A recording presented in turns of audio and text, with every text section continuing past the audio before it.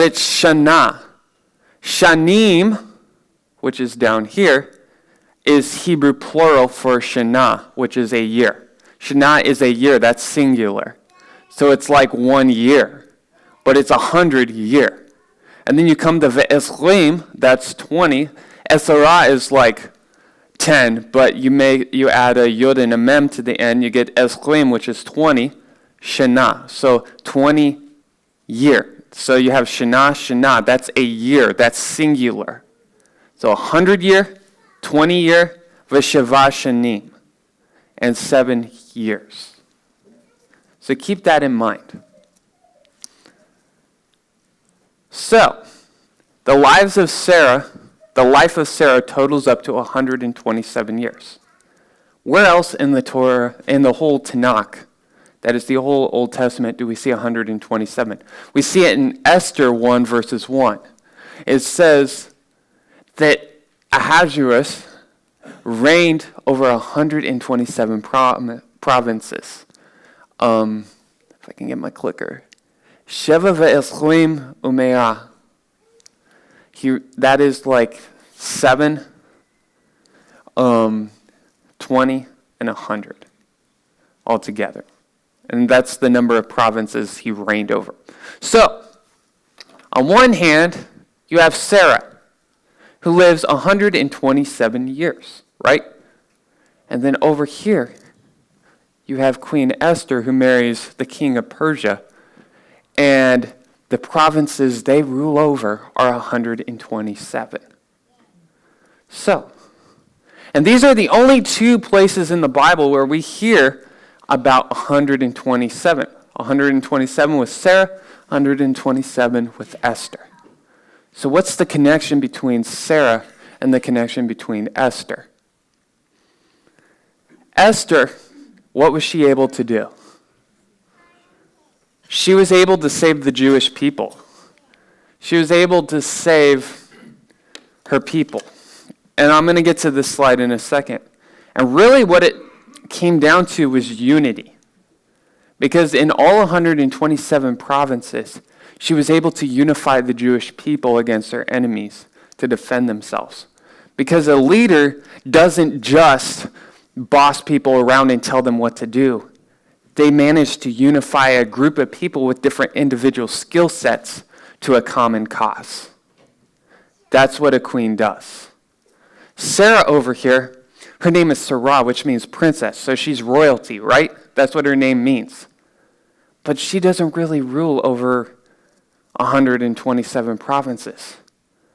But what 127 things does she have that she's able to unify? Her years, right? Her 127 years she's able to rule over and unify. And what does that mean? Because when we go back to the Hebrew, it says Chayei Sarah me'ah shana. Shana being singular. Ve'esrim shana. Shana being singular. Ve'sheva shanim. Shanim being plural. So you have a singular, plural, right? You have these single individual units adding up to a plural, total, right? So she's able to take the individual years and make them individually righteous. And that's the opinion of Rashi, who I brought up. And in case you're wondering, he is a middle-aged rabbi from France who commentated on the whole of Torah and the Tanakh. In case you're wondering, Marcel. But she was able, according to his opinion, she was able to unify every one of her years. So when she was 100, she was like a 20-year-old in that she had very little sin in her life. When she was 20, she was like a 7-year-old in that she was innocent. So each of those individual years were able to add up, and she was able to make each individual year righteous. And we notice the same with Abraham when it talks about in Genesis 25, verse 7, how he dies. It says, Ve'alei yamei shenei Chayei Avraham. Notice the yamei shenei Chayei Avraham, the shenei Chayei Avraham, the 2 lives of Abraham, right? he also merits everlasting life. He doesn't really merit it because we can't merit everlasting life. But he has two lives, life in this world and the life in the world to come. But it says, Asher Chai, that's singular, the span of his life, Ma'at Shana. Notice the same structure. That's 100 Shana. That is 1 year. But it's 100 year. It's 100 year. Veshivim Shana. And 70 year. Vechamesh, that's 5 Shanim. So Shana, those are singular years, add up to a total year. Same with him. He was able to take the individual years of his life and make them count. He was able to take each individual year and say, I gave that year fully to God. And I lived wholly before my God in that individual year and walked with my God. There's only one problem with this translation, and there's only one problem with this theory that I'm presenting to you. And that's the case of Ishmael. And when he comes to die in this Torah portion, it follows the same structure, right? It says, V'olei shnei Chayei Yishmael, right? It says, Shnei, in the red writing, I have Shnei Chayei, he has 2 lives. Ma'at Shana, that's 100 years. Ushloshim Shana, that is 30 years. Vesheva Shanim, and that is 7 years. The Ma'at Shana, that is 100 year, 30 year, and 7 years. So you have a year, and years. So with Ishmael, you have singular units adding up to a plural. And the reason why I'm stressing this, and I'm being really picky about the Hebrew, is because the Torah could have saved us a lot of ink and a lot of headache trying to figure out the bad grammar, and could have just had the individual numbers adding up, like 127 shanim at the end of it, and made it simple for us, but it didn't. So going back to this, you have Ishmael. He follows the same pattern as Abraham and Sarah, right? He has a year, singular, a single year, adding up to total years. Was he able to unify his years? Think for a second. Was Ishmael able to unify his years? Could he look back on his life and say, every year that I lived to honor God? Every year that I lived as Ishmael, the son of Hagar, the handmaiden of Abraham, did I live it in a way, every year, every moment of my life, did I live it in a way that brought honor to Adonai, the King of Kings, the creator of heaven and earth? Could he say that? And that is where we look at Genesis 25, verse 9. The answer is no, he could not say that. And notice that if you know the story in the last Torah portion, two Torah portions, actually the last Torah portion, Sarah sees Ishmael making sport, right, at the weaning of Isaac. And she says, send away this handmaiden's son. Making sport is an interesting term in the Hebrew because it's the same root word as Isaac, which shows he was making fun of Isaac. But on a deeper level, it's the same word that connotes idolatry and immorality. Because when we look at the Torah, it talks about immorality, and it also talks about going astray, following idols. So it shows that Ishmael was in this situation, he was going astray, not just by making fun of his younger brother who was being weaned, but also by bringing idols into the tent and living immorally. And so, he was not someone who was able to unify his years. But in this Torah portion, he comes back after Abraham dies. And his sons, Isaac and Ishmael, bury him in the cave of Machpelah in the field of Ephron, son of Zohar the Hittite, facing Mamre. And I want you to notice something. His sons, Isaac and Ishmael, who came first in the order? Isaac. That shows that when you can look at that structure and you can see when Ishmael came back, Teshuvah's coming home. That's literally what Teshuvah means. He accepted his place as the handmaiden's son and said, you're the son of Sarah, the true wife of Abraham. Isaac, you go first. And that's how you see his sons Isaac and Ishmael buried him in that order, right? Because that shows he's returning, he's coming home, he's repenting. So, if you have to do teshuvah, that means you're doing teshuvah from something. That means at some point you've gone astray. And if you remember the structure of Ishmael's, the years, his life years related, Sarah's years and Abraham's years, when it gives the sum total of their years, it shows how each individual year adds up to a total. Right? And the Rambam, not the Rambam, the Ramban, Marcel and I are joking back and forth about this. A different guy, the Ramban, he says that Rashi's opinion is not correct. Rashi's opinion was that Sarah was able to unify all her years and to make every year righteous. Because if you look at Ishmael, he follows the same structure as Sarah, but he was not able to unify his years. He was not able to make every year count. And so it throws the whole theory about these patriarchs making every year count for righteousness. Right?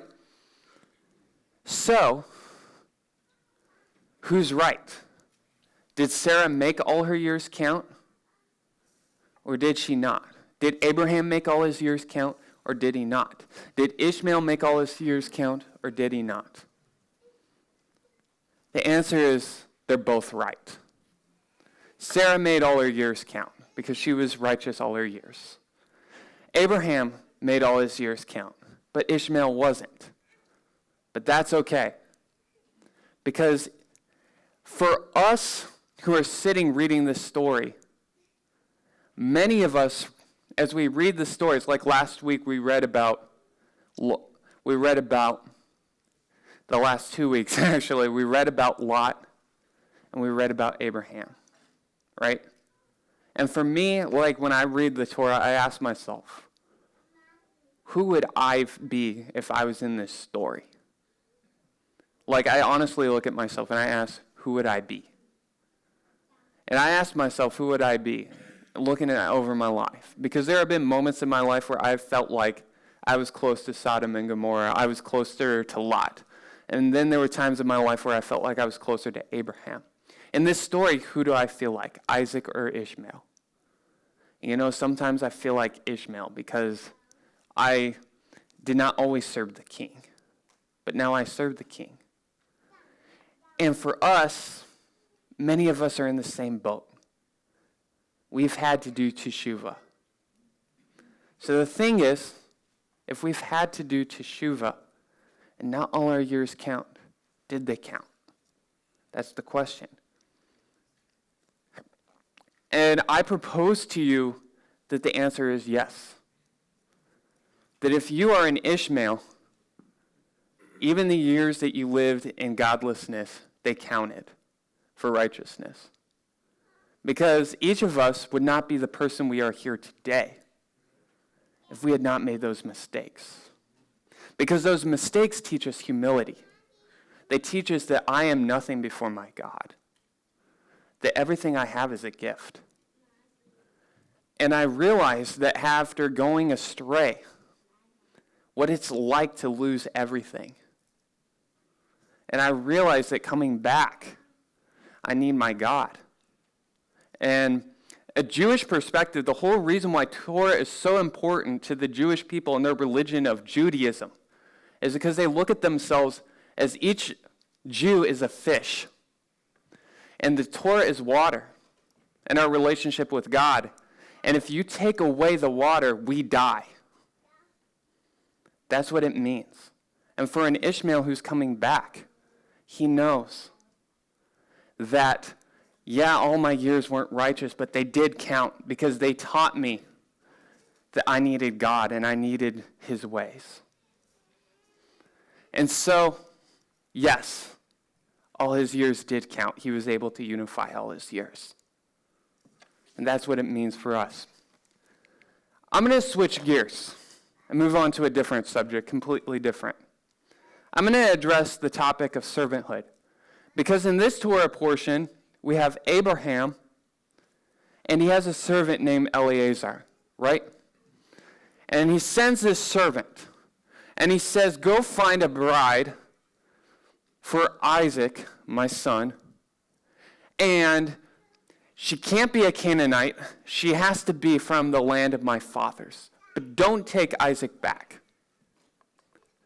And the story is pretty interesting because the main focus, the main character in the story is not necessarily Abraham, Isaac, or Rebekah even, or even the peripheral characters. But really it's more Eleazar. You notice he's kind of the central piece.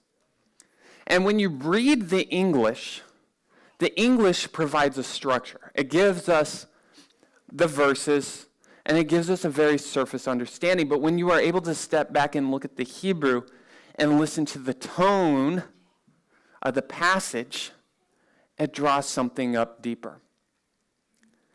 In Genesis 24, that is where you'll read about this story. We read that Abraham was now old. Va'avraham zaken ba bayamim. He was old and advanced in years. Adonai had blessed Abraham in all things. And then we read in the next verse regarding the serpent. Vayomer Avraham elavdo, zakan beto, the servant of his household, who had charge of everything he owned. And notice the two similar things about these men. First of all, they're old. And second of all, God had blessed Abraham in all things. According to the Midrash, what that says is God had given Abraham the ability to control his emotions. That he had been given the ability to rule over his flesh. And it says about the servant who had charge of everything that he owned. And you can look at the Hebrew on that, and really what it's saying is everything that was his, meaning all his emotions, all his desires, he had control over. So you have a similar structure, like servant, like master, like master, like servant. You get where I'm going with this? Okay. But they're both described as old. Zaken is the Hebrew word meaning old. And on a surface level, zaken is a contraction of two words. Zekone. Zekona. All right. Wrong button. Zekana. He acquired this, two worlds. Basically, he acquired a life in this world and a life in the world to come. It also, if you look at Genesis 25, verse 8, no, I'll talk about that a different time. We got time. We're running out of time. But moving on, if you look at the story of Joseph, right? Where it says Joseph was the son of Jacob in his old age. And really, what that portion tying to this portion is talking about is zi ukoni. That is the Hebrew at the very bottom. They looked alike. Right? The servant and the master, they look alike. The Hebrew, you look at that, that's what it's saying. But what is it really saying? Because on a biblical mindset, appearances are not just appearances. There's something spiritual beneath the surface. So he's saying that they're alike on a spiritual level. Keeping that in mind, I will move to the next slide. And I want to bring up, because keep in mind, think of you as the servant. Right? You're the servant. You mean Eleazar? You're Eleazar. Think of yourself as the servant. You're Eleazar. right? So just keep that nugget in the back of your head. The servant has ulterior motives, and you would not know that unless you looked at the Hebrew.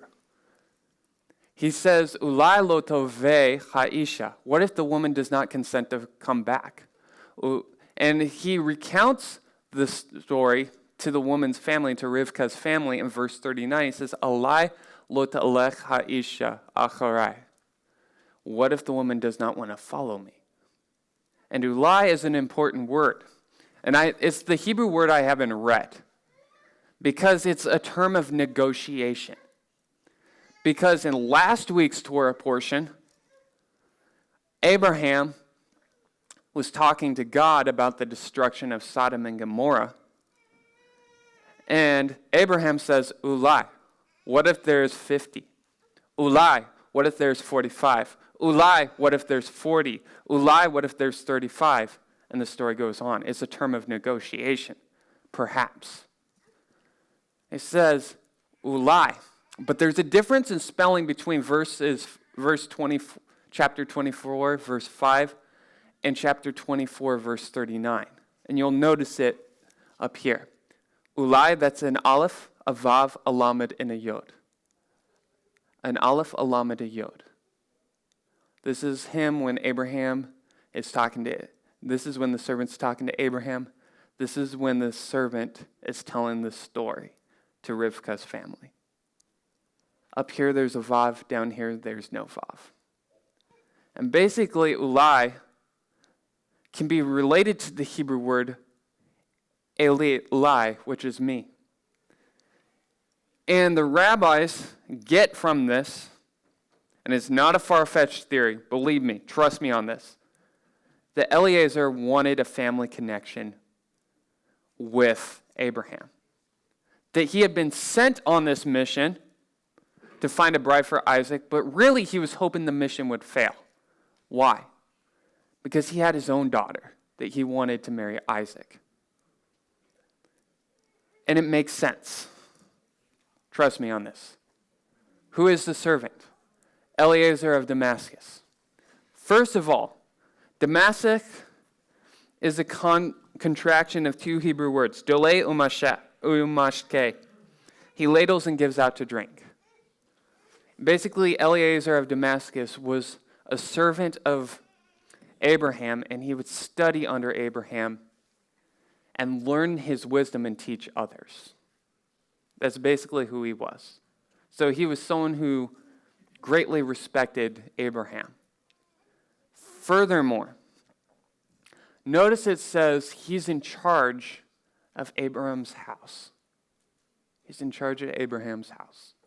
So when Isaac and Ishmael come along, right, two potential sons, that means before Isaac and Ishmael, Eliezer would have inherited the house. Along with the house, if you remember listening to Eddie Chumney, part of that birthright was the priesthood. Part of that birthright was a spiritual blessing, right? And this is what Eliezer would have inherited had Isaac and Ishmael not been born. So he figures if he marries his daughter to Isaac, he can still be a part of the family, right? So keeping that in mind, you'll see how I move down in the slides what that means. We come to Genesis 24, verse 12. The servant has come to the well. Rebekah has not yet come to the well, right? He's in the land. Rebekah has not yet come out, and he starts to pray. It says, Vayomer Adonai Elochai Adoni Avraham Hakrena Lefenai Chayom. And basically, grant me good fortune this day and deal graciously with my master Abraham. That's the prayer, right? But it begins with Vayomer. And up here, I want you to look at this weird, jagged shape up here. And that is a cannellation mark. And I want you, when you look at that, to think an inward struggle. I'm not going to try to sing it out as an example to you because it is an extremely difficult note. Basically, when the rabbis get up, or even any Jew for any matter, gets up in the synagogue and they read this week's Torah portion, they sing out the Torah. And the shalshalet mark, that jagged note, tells them what notes to hit.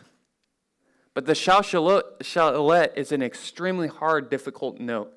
It's like a vocal run of like an up and down scale of like 7 notes. Up and down.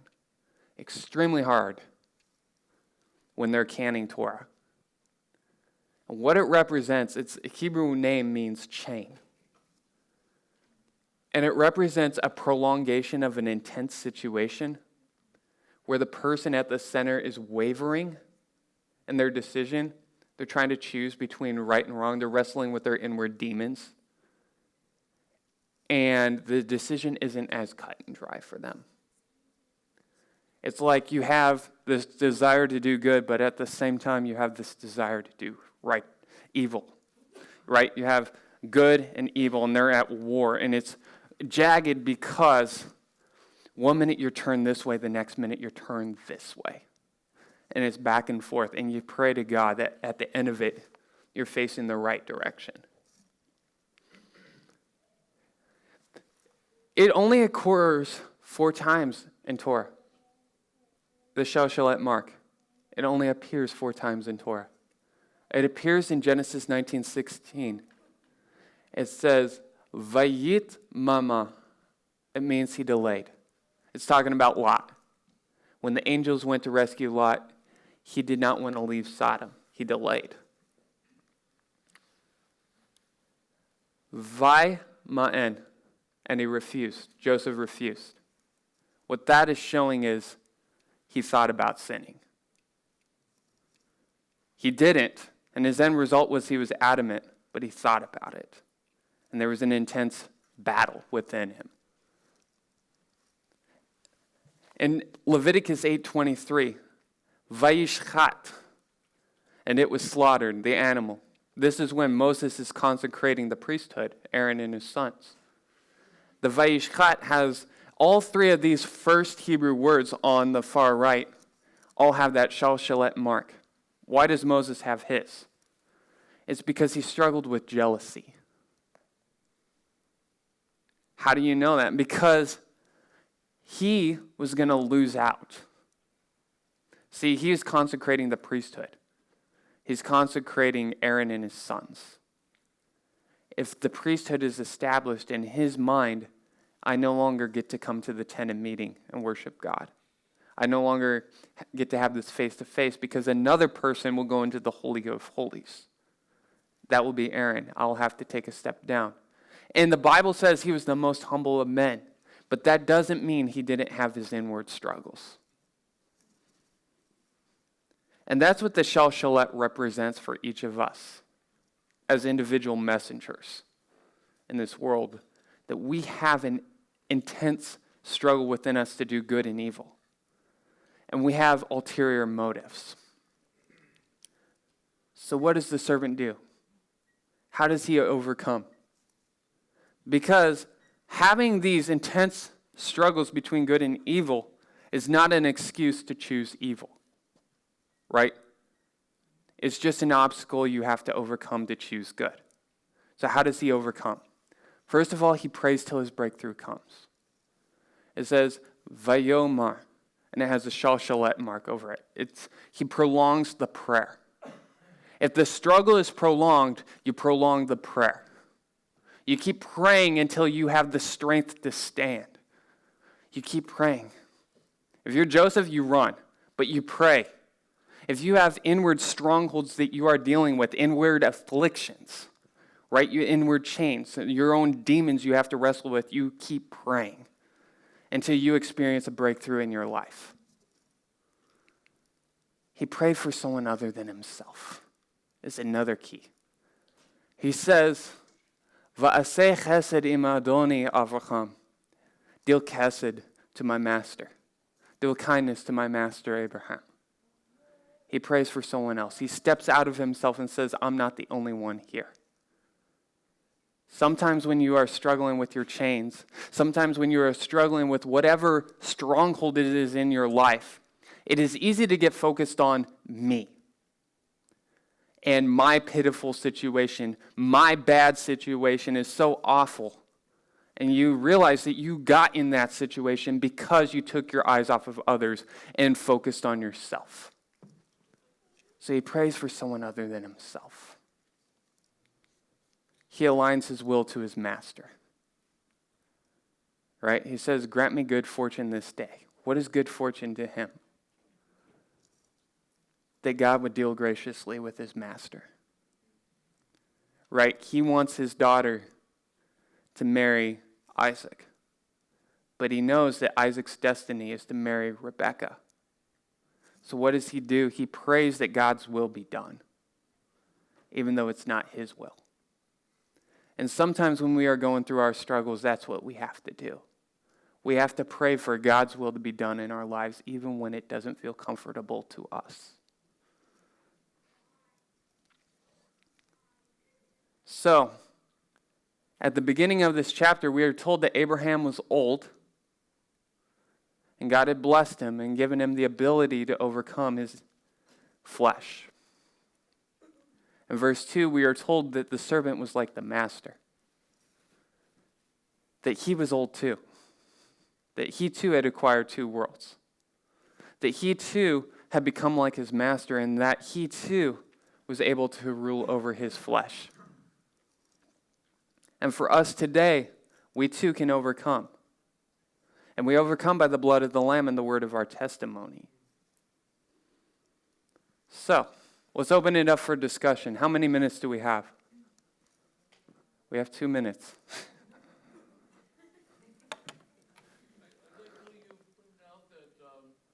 Can someone give him a microphone?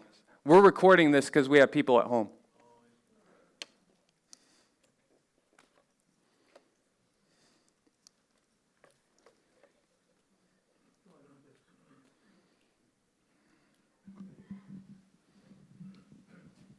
I like how you pointed out that Isaac is referred to first before Ishmael.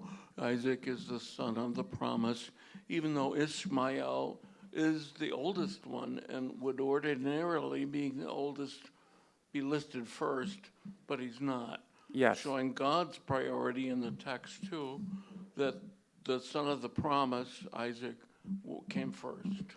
It's just like in the Gospels of Matthew, for example, whenever Mary and the child are referred to, the child is always listed first before Mary because he comes first before Mary.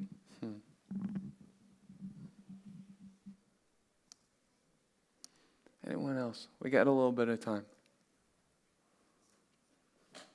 We have like about a minute and a half.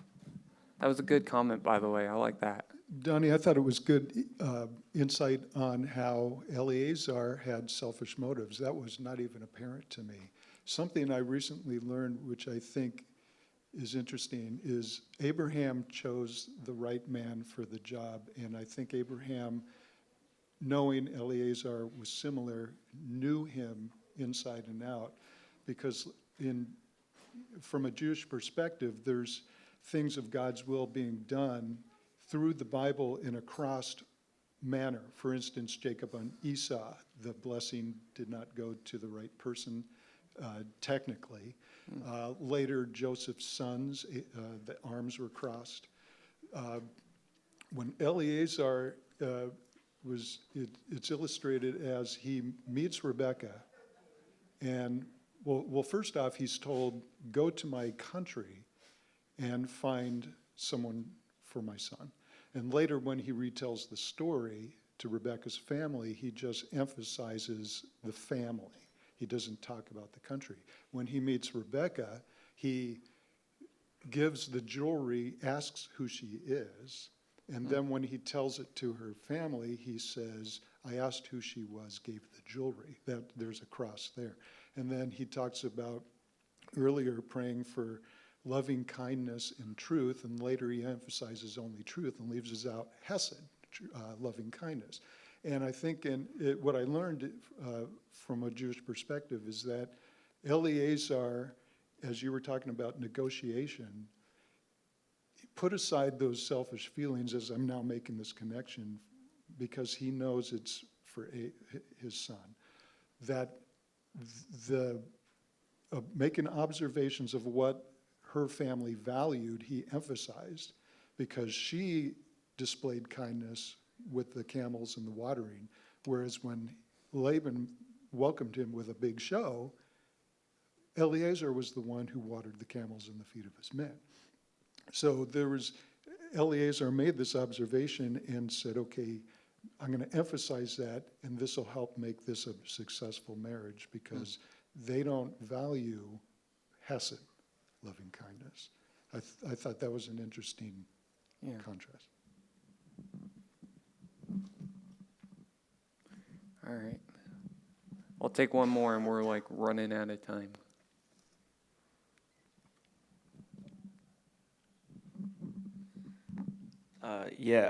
I like how you were talking about always praying outside of yourself when you're struggling. Kind of how Jesus says to love your enemies and pray for them, and do good to those who hurt you. And so I just wanted to say that that's a very important thing to do. To love your enemies, because even they could be redeemed and be brothers or sisters in Christ one day.